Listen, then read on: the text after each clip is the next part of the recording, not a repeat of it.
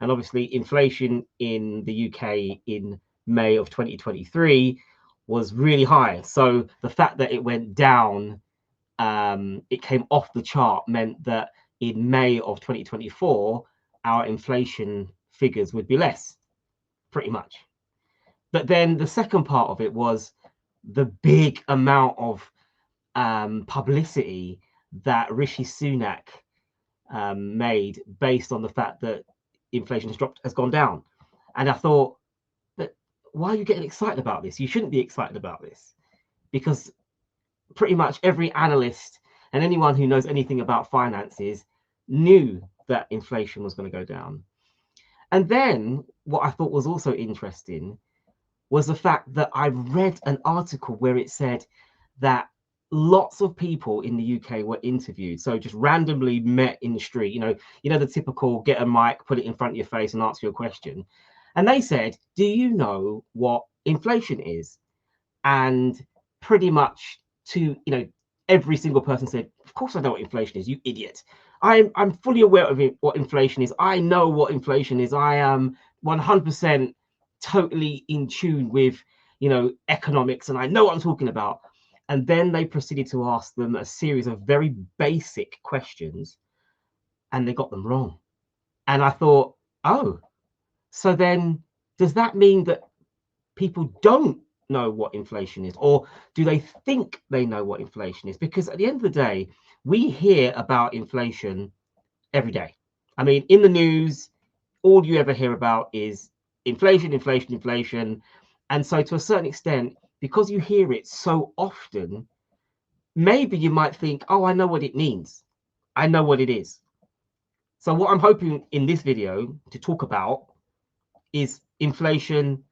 Some of the notes I've got, I've actually put it just on my phone. So I'm going to be reading them off because I wrote them down. I thought, let me put that into a video. Hopefully there will be some value in that, and hopefully it will be helpful if you're like me, where you think, I know what inflation is, but do I really know what it is? And if I don't know enough about it, this video will, I think, be able to clear up some of the grey areas around it. So the very first thing, and most importantly, I have tried to make this as understandable as humanly possible. So it's not going to be jargon heavy. I think it's going to be quite basic, because I'm basic. So I'm not going to lie. I'm very, very simple. I'm not an expert, not an economist, not someone who had 30 years in the business in the city. I'm just a regular guy who just is interested in things that are interesting. And I think economics and the way in which our economy runs, I find very, very interesting. If for any reason I say something wrong, I can guarantee you will be in the comments correcting me, so I get it. And I know that from a recent video that I posted, I've had many comments clearing up maybe some of the things where I've got things wrong, because I'm not perfect, so forgive me. But I digress. We will now go into what I wanted to talk about, and hopefully you find this video interesting. So the very first thing I wanted to talk about was the definition. So what is inflation, or more importantly, what are the things that are affected by inflation? And so these are the things I wrote down, and so bear with me. So inflation, to my understanding, means that things like your toys, so my kids will be pretty annoyed about this, food and clothes will always get more expensive over time.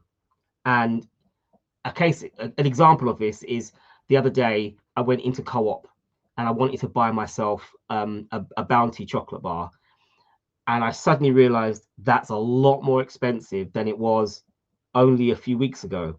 But to give an example, as what I've written down in my notes, a chocolate bar that was £1 last year may well be £1.10 this year.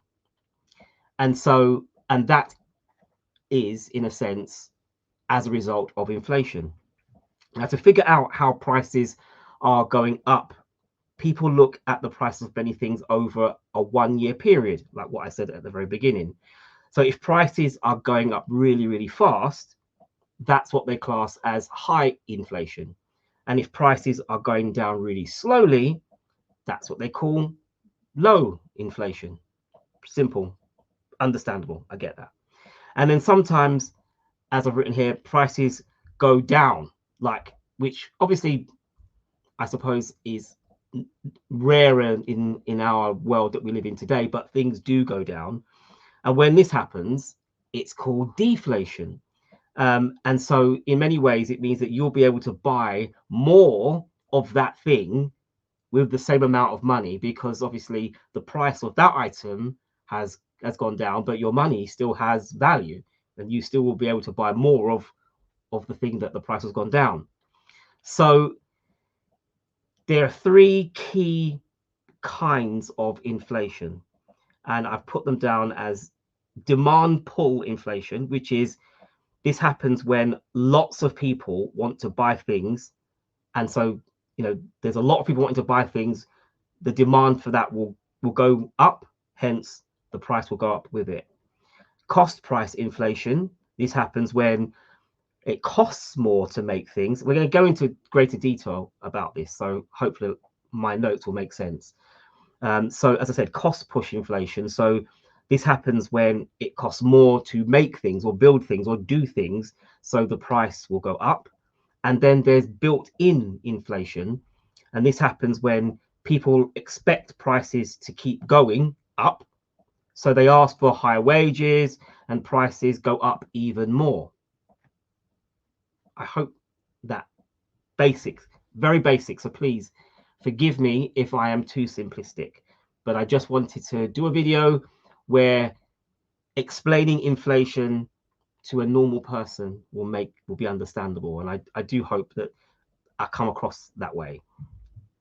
The most common ways to measure inflation, so the way in which it's measured, is the consumer price index, which is the CPI. So you may have seen CPI in news reports, you'll mention it, but that's how they measure it. And the wholesale price index, which is the WPI. Now, some people think inflation is good, some people think it's bad, depending on how fast prices are changing.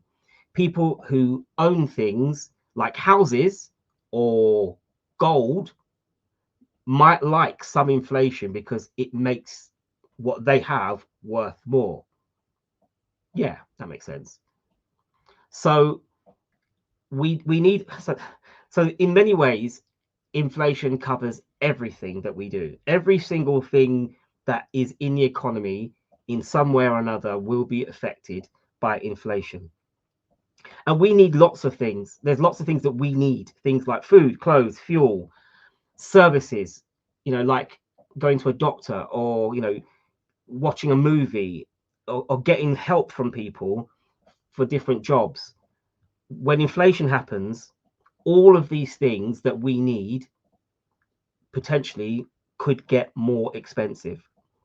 So as we've said, inflation measures how much prices are going up for all the things and services that we need, and it gives us one very simple number to help us understand how much money we need to buy the same thing. It's quite clear, really. It's quite scary in many ways as well, because obviously we know that in countries like, say, Argentina, where they have high inflation, the money is worth less, and so you sort of want to get rid of it quickly, because if you're holding it for too long, it won't have the same value it had yesterday. And I've written down some notes about a clear example, probably you know about it, about what happened in Germany after the First World War. But we'll talk about that a little bit more as we go on into the video. So carry on. So when prices rise, the same amount of money can buy fewer things. So if you get the same amount of money, obviously if you're getting paid on a month-to-month basis, things will be costing more, but you will be buying less, or you'll be affording less, which can be quite frustrating, especially when you are, like me, you're husband, a father, you have children, you know, you have responsibilities. You want your money that you've worked hard for all week to go further. You want that to be able to take care of your responsibilities. But outside influences are making the cost of simple things more expensive, like bread and, you know, fuel to go to work, and all the things that we need are more expensive, and our money that we've made for the month just isn't going far enough. So yeah, so do you know what, I sometimes, and this is another thing as well, when you write too many notes, you could get distracted when you suddenly lose your place. So I'm going to try my very best to keep my place, but I'm also very aware that as part of my YouTube journey, I must give eye contact. But to try and give eye contact and look at my notes can be quite difficult. Right, so as we said, when prices rise, the same amount of money can buy fewer things. So if you get the same amount of money every month, you are going to be not being able to spend as much. This makes living more expensive and can slow down how fast a country's economy grows. Most experts agree that if a country prints too much money or spends more than it earns, prices go up faster than the economy can handle.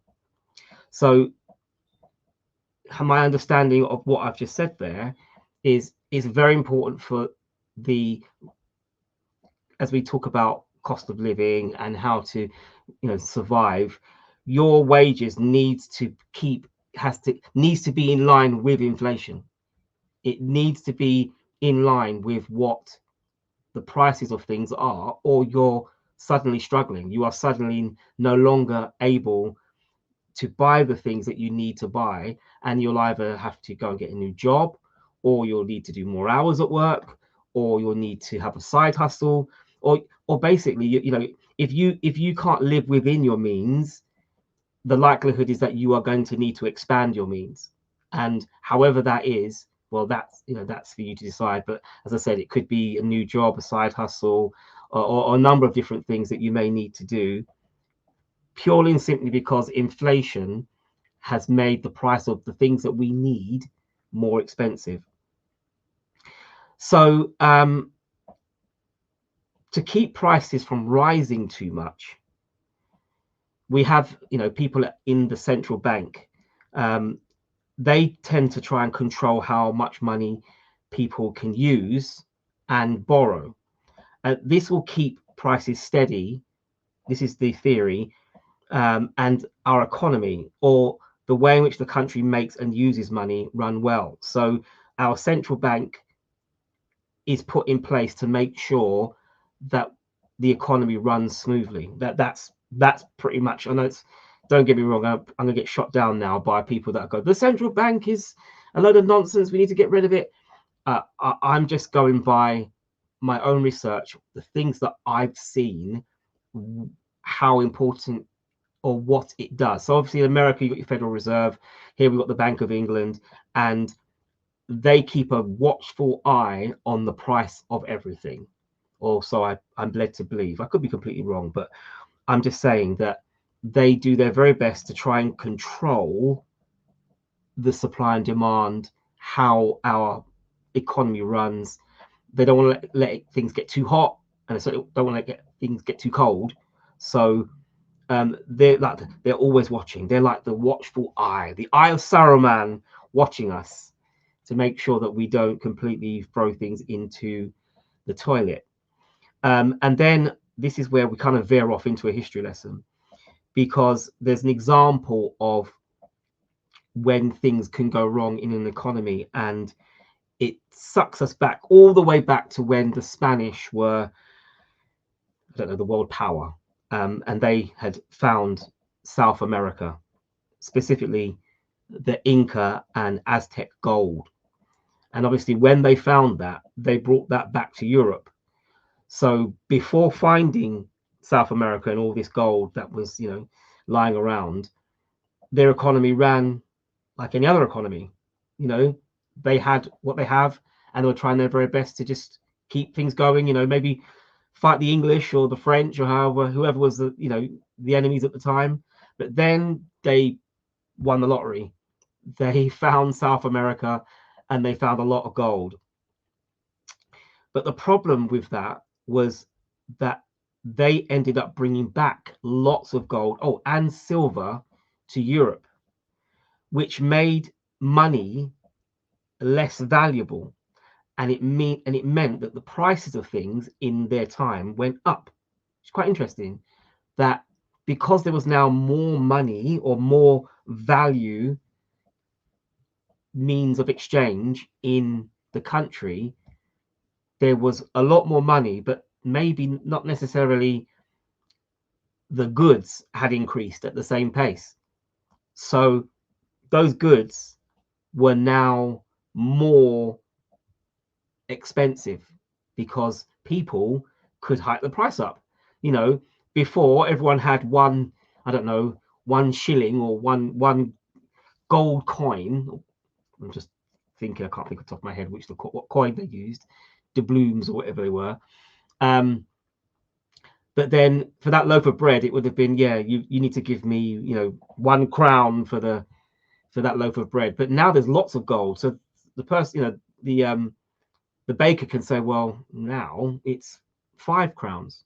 What are you going to do? You can say no. So suddenly everything got a lot more expensive in Spain, and it's actually quite interesting because there's lots of correlations to that period to what we're going through right now, when there's lots of money flowing in our economy. But we will get to that.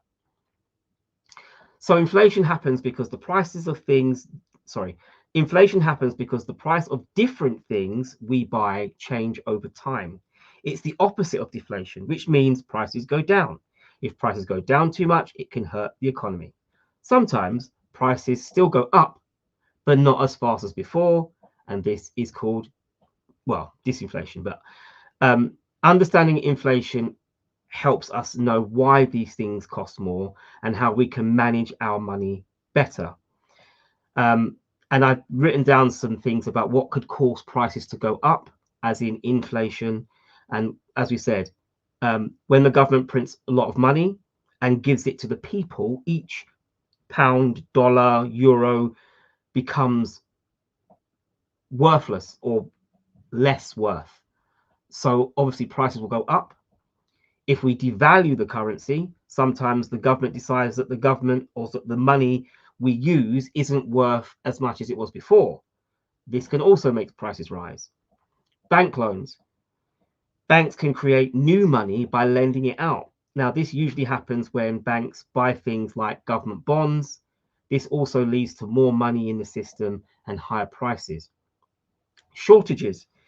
If there isn't enough things like food, gas, pricing go up. Case in point, in the UK, at the very beginning of the war in Ukraine, gas prices suddenly shot up because, you know, before the troubles over there, we were getting our gas from Russia, and obviously we're now cut ourselves off from that source, so we had to go elsewhere, and elsewhere meant more money. Hence, the average person in the UK was paying a lot more for their fuel to heat their homes, which is quite interesting. It just tells you how things that are going on in the world around us, sometimes nowhere near where we live, ultimately could affect us and ultimately will affect our pocket. This is very interesting because when I write my notes, I sometimes write my notes in shorthand, and then I forget what it was that I was actually trying to say. So that was a little cut. That bit I'll have to probably edit out, because I was kind of hoping to be able to do this video without cutting it or editing it, because I thought my notes are sound, I understand what I write, and then I read something and I go, I wrote that, but I don't necessarily understand why I wrote that. So now I probably will now need to rethink or rejig that. But I put point one, demand pull inflation, and then I wrote an example, which was imagine if. So I was thinking about in America, or you'll sometimes see children will have like a lemonade stand outside the front of their house, and they may make a few bucks to whatever it is for what they're doing, but they get some lemons and they make, or oranges, and they make some juice. Well, I thought, imagine you had a stand like that, and if lots of kids in the area suddenly got extra money, they would all want to buy more lemonade or orange, whatever, from you. Because you can only make so much at a time, the kids would start to ask you to make more. Since everyone wants your drink, you could potentially rise or raise the price because it's in high demand. And this is called the demand pull effect. More money and people wanting to buy the same amount of stuff makes prices go up. So that was an example that I wanted to give. And then there was cost push effect. So I think this is, so what I did was I wrote this down after I wrote down what I wrote earlier on in the talk. So I've kind of messed up there, but hey, I'm just going to go with it. And then I've got the cost push effect. Now also think about those lemons. So think about what happens if the lemons you use makes the lemonade more expensive. So maybe there was a problem with the lemon farms, so you have to pay more money to get the lemons. Because it costs you more to make lemonade, you now need to charge more for each glass so you don't lose money. This is called the cost push effect. When things needed to make stuff becomes more expensive, the final price will go up. And this can happen with anything, like if the price of gas goes up. Case in point, it's now more expensive for us in the UK to get gas, because where before it was on a pipeline coming from from Russia, we are now going to other countries around the world, and without a pipeline. So it may be being shipped to us via boat, or however it is. I'm not actually quite sure, but I do know that because of the change in how we get our gas, the price has gone up, and that is the cost push effect. And then the built-in inflation. So let's say you love making your lemonades. I know it's probably a bad example, but I just felt this would be the easiest way of explaining it. But let's say you love making lemonade, and every week you buy lemons to make them. 1 week, the prices of lemons go up a little bit. You think next week the price of lemons will probably go up again. Because of this, you will ask your parents for more money to buy the lemons. Now your parents give you more money, and soon other kids ask their parents for more money too. With everyone having more money, the store sees this and raises the price of lemons even higher. Then you need even more money the next week to buy the lemons. This keeps going on in a circle. The price of the lemons go up, you ask for more money, and then the price goes up again. This is called built-in inflation, where higher prices and higher allowances keep affecting each other. Yes. So one thing that I've learned about this so far is that my notes are not as good as I thought they were. So I can only apologize if it sounds like I'm rambling, but it's just I genuinely did not want to spend hours editing a video. I just wanted to make a video, get used to talking to the camera, and just throwing it out there. And if it sounds good, great. If it gives value, even better. Smash the thumb, subscribe to the channel. If not, then yeah, hey, guess what? It's still content. So then I wrote how to protect your money. So what are the things that you need to do to protect your money during inflation? Which, there are many people that will tell you there's absolutely no way you can protect money because it's not worth anything anymore. We're up to our eyeballs in debt and cash is worthless.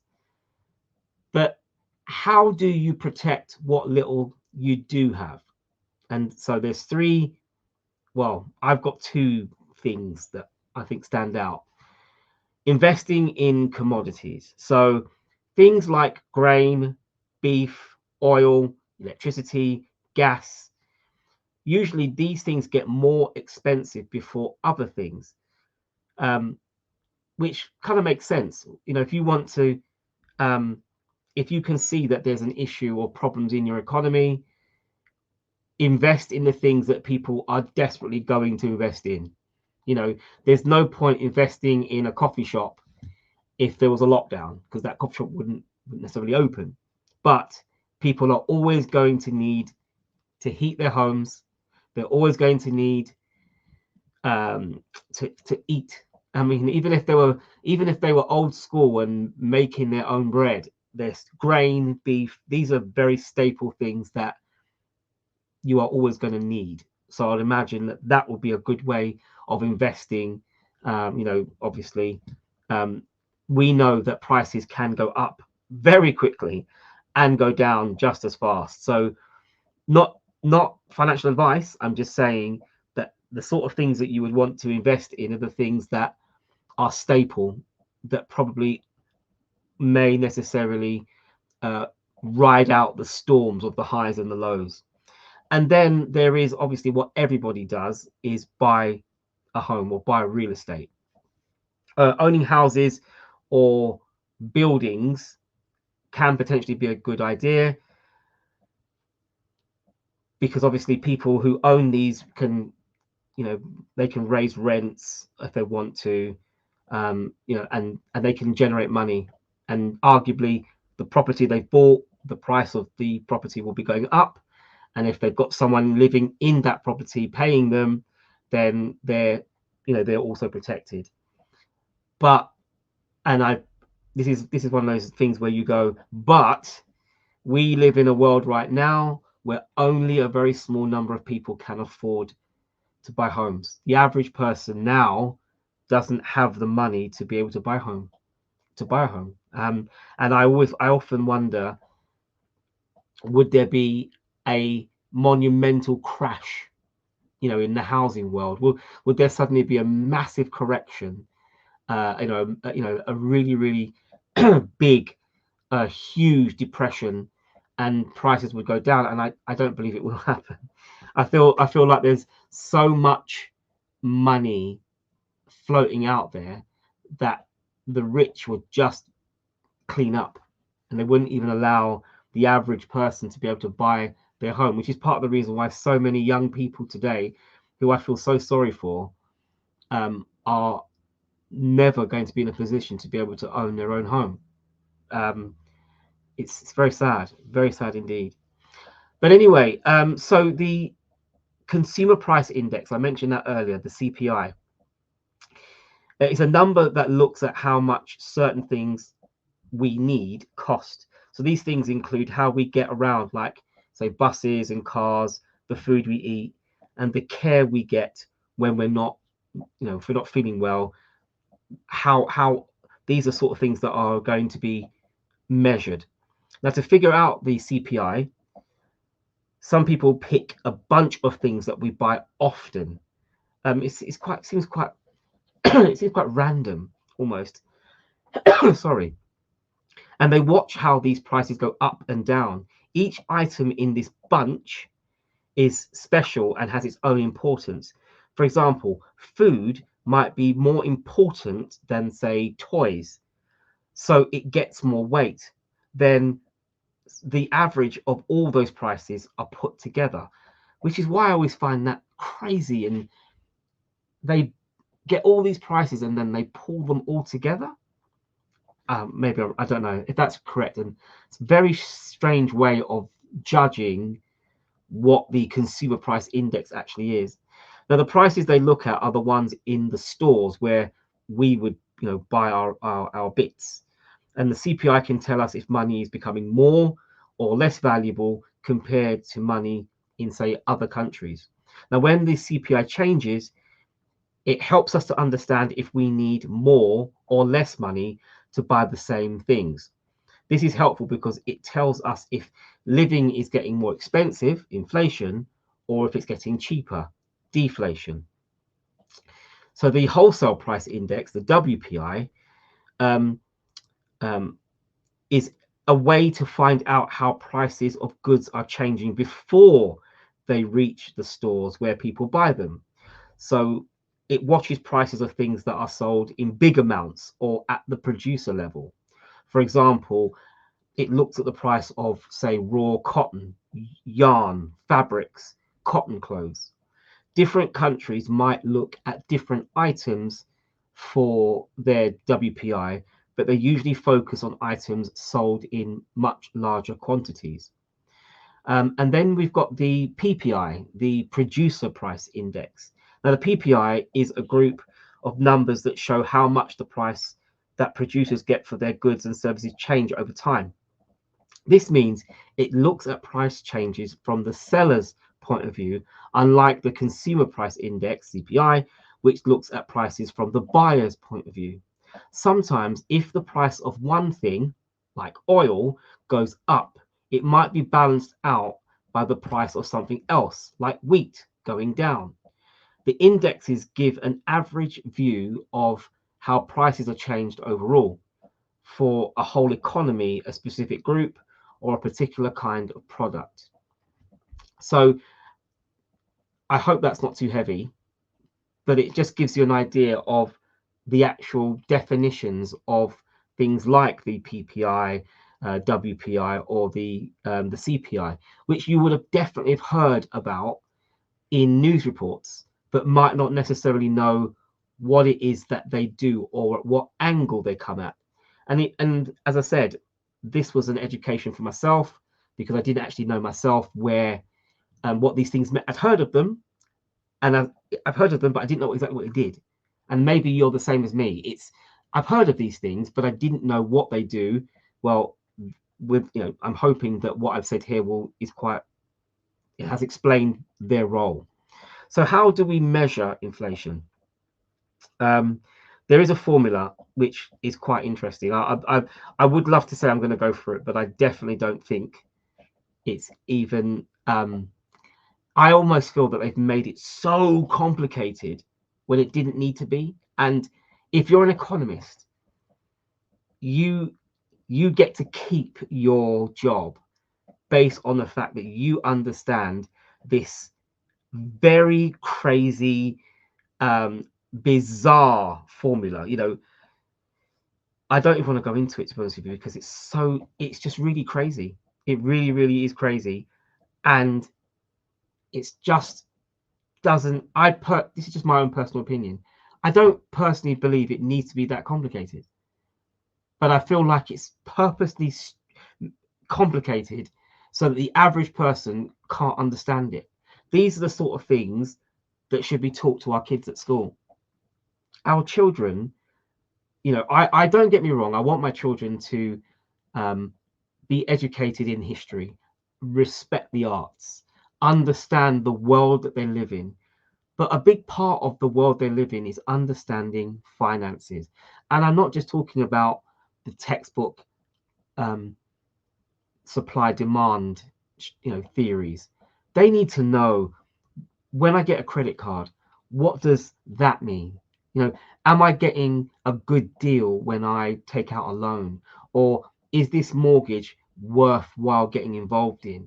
These are the sort of things that we are going to need to teach our children. If we don't do that, we are going to watch our children enslaved into debt, into bad mistakes. They are going to make the same mistakes that many of us made. And it's so vitally important that we don't allow our children and our grandchildren and the next generation to fall foul of the very smart and very, very educated money people that are out there that know exactly what they're doing.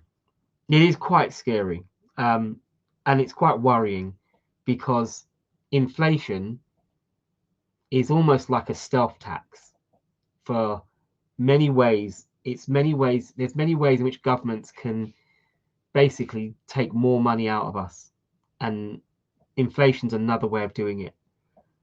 And it's quite scary, really. I often think, um, how long can our economy carry on going through this? Because the generations that are coming up now, some of them are quietly quitting, quietly going on holidays. They're not thinking about getting into pensions. They're not saving money. They're not invested in this current system. And if they're not invested in this system, how much longer can this system carry on? That's an interesting question. I would love to know, if you're still watching, I'd love to know your thoughts on that, because it is quite scary. Just to give you an example, and I wrote this down because for many of us, we were around during the 2008 financial crisis. And one of the big things that happened during the during the 2008 financial crisis was that the Bank of England, the Federal Express, and pretty much all the central banks around the world started to print money to keep interest rates really low. They started buying up lots of bonds to basically keep the economy going, and I think it was called quantitative easing. Now, there are many people that worried about quantitative easing and what it would do, because as we said, by putting lots of money into the economy, that would 100% make prices of everything around us go up, as we gave the example earlier, which potentially is quite worrying. We know that houses shot up in price, and basically shot up so far that it was out of the buying potential for most hardworking people, and it hasn't gone down. And so that funny money is just there now. People have bought homes, several homes, big massive organizations have bought thousands of homes and have rented them out, or just sitting on them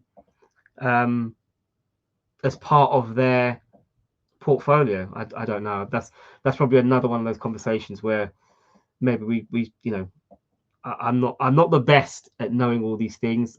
Never am I going to try and understand it all. But I wanted, at the very beginning, I mentioned Germany, and I've given this quite an interesting example. And it maybe what we're seeing happen then could potentially happen again today.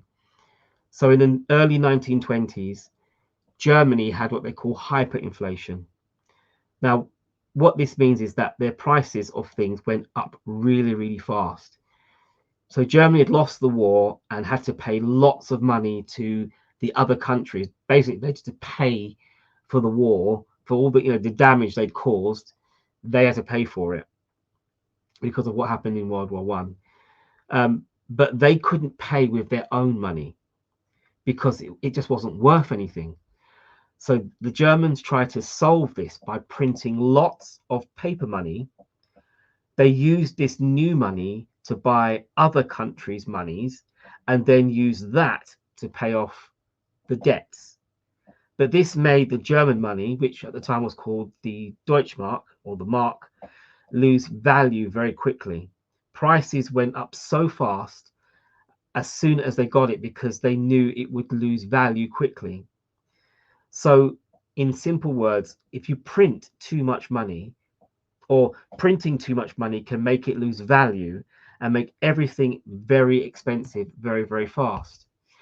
Now, we've just seen that in the last 15 years or so.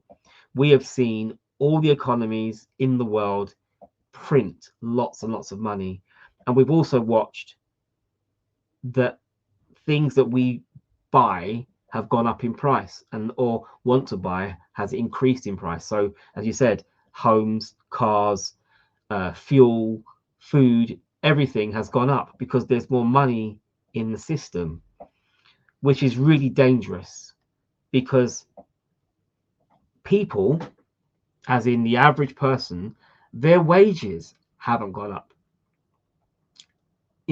People who are working hard every day to put food on the table for their families and their children, or for themselves, their wages have not gone up at the same rate that inflation has gone up, or that the things that they buy have gone up.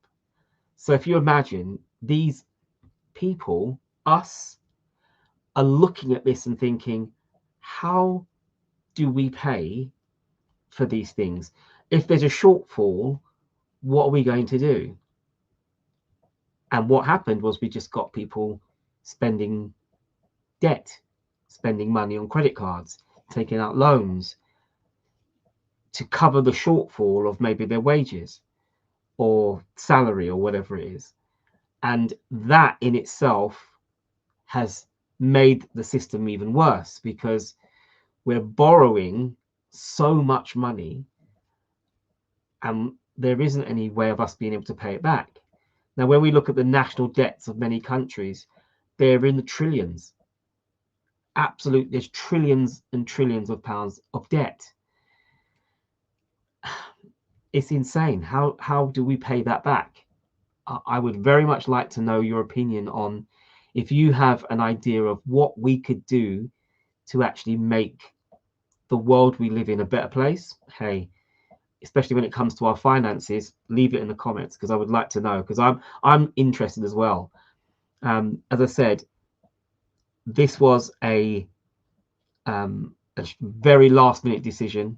I was thinking about making a video and I was going to have to edit it, and I just was like, you know what, I just want to talk and maybe get some ideas. And I wrote these notes down. I hope they made sense.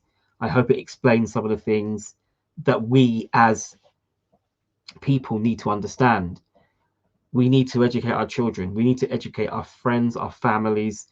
If we know people are going through some financial difficulties, we need to get them to the right people to be able to tell them what they need to know on how to run their affairs better, especially when it comes to debt. We are struggling. The world we live in right now is really struggling. And the unborn child who's born tomorrow will grow up in a world where he is going to be paying back a debt that he did not create himself. I don't know about you, but I think that that is just wrong. And I would like to know your opinion on it. But personally, I think something like that is detestable. We should not be adding debt to our unborn children. The children of tomorrow should not have to be thinking that our generation ruined any opportunity they had, or for growth, for life. They should be able to live a life and enjoy it. They should be able to own a home and enjoy that. They should be able to get a decent pay that should be able to be in line with inflation, so that they're not struggling to make ends meet. I'm going to leave it there, because I just wanted to have a video where I just shared with you my thoughts. I hope you enjoyed it. If you do, please hit the thumbs up. Subscribe to the channel, as I've got some other videos on, especially when it comes to finance and economics and how we live and the things that we do. I'm a small channel, but I'm still growing. And yeah, I'll leave it there. So take care, be safe, and if you don't know, get to know.